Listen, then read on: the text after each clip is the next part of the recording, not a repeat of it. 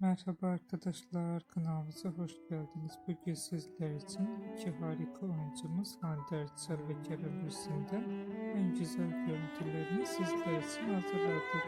Hande Erçel ve Kerem Bürsin çifti Sen Çal Kapımı dizisinde Eda ve Serkan karakterlerine hayat vermiştiler. Onlar bu dizide sevgili olmuştular ve dizi bittikten sonra yollarını ayırdılar. Biz de sizler için onların en güzel ve en özel karelerini hazırladık. Videoların devamı gelmesi istiyorsanız da kanalımıza abone olup yorum yazmayı unutmayın. Kanalımızda daha birçok video bulabilirsiniz. Bizi izlemeye devam edin. Herkese teşekkür ederim.